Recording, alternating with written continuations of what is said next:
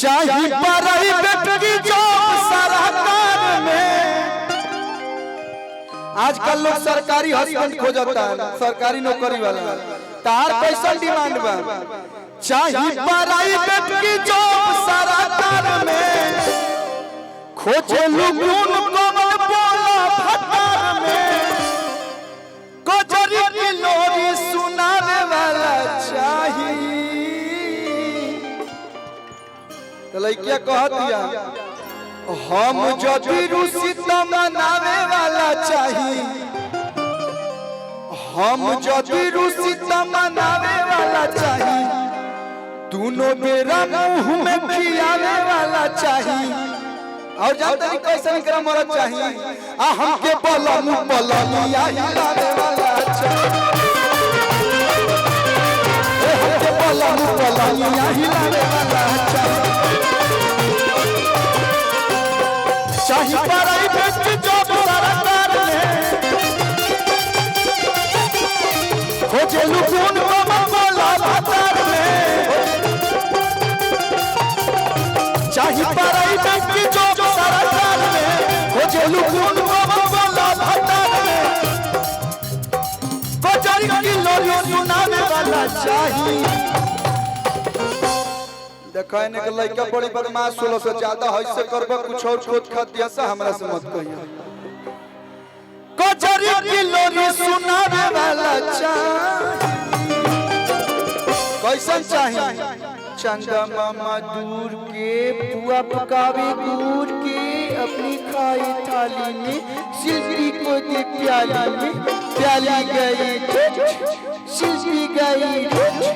शिल्पी को मनाएंगे मछली भात खिलाएंगे। ये वाला चाहिए कि वो चाहिए कि ये हो धनी जी अच्छा छना अच्छा गल्ला दुनिया पागल कइले बा।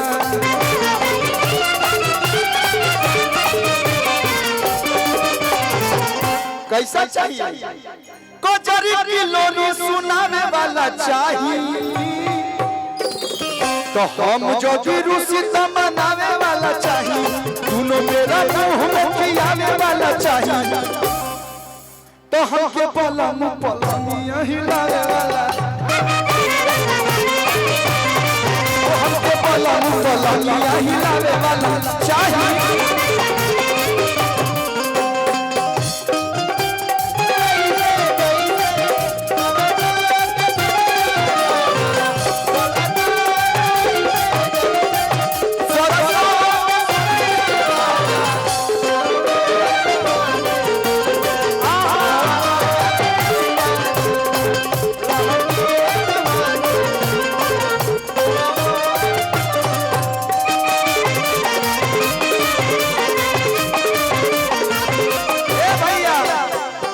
पटना जिला है ना भैया।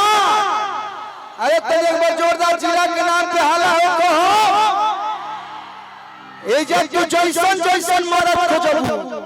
देखो एगो औरो से आइल बड़े हमारे सबसे शरीफ सूर्या भाई। पहले थोड़ा सा बिगड़ा थे अब सुधर गए हैं, शरीफ हो गए हैं। वैसे नहीं बने नहीं तो बगल जिला से जहानाबाद से आए हैं।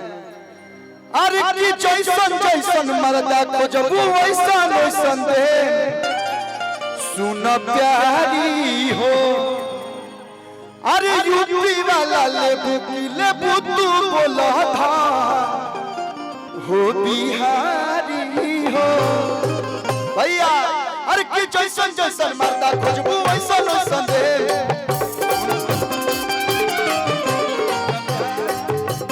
यूपी वाला लेबू की लेबू तू बोला था हो बिहारी हो।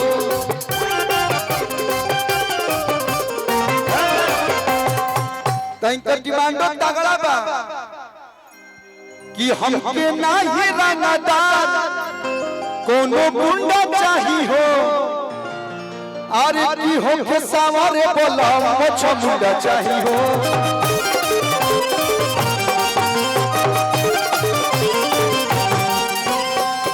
कि हमके नाही जमींदार। हमके नाही जमींदार कोनो गुंडा चाही हो। आहो के सवारे बोला मुछ मुंडा चाही हो।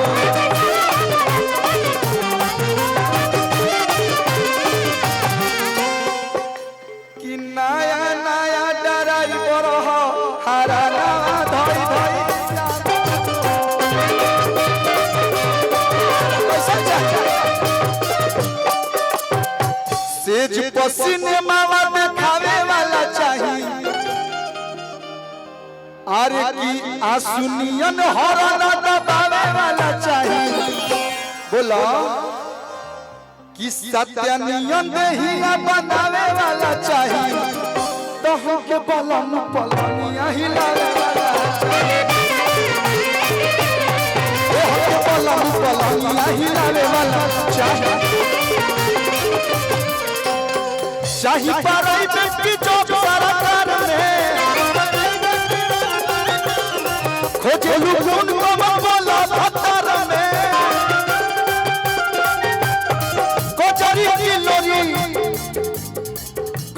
की लोरी सुनावे वाला चाहिए भैया हो सोन के मछरी खियावे वाला चाहिए सोन के मछरी खियावे वाला चाहिए तो हमके बलम पलनिया हिलावे वाला चाहिए हमके बलम पलनिया हिलावे वाला चाहिए वो हमके बलम पलनिया हिलावे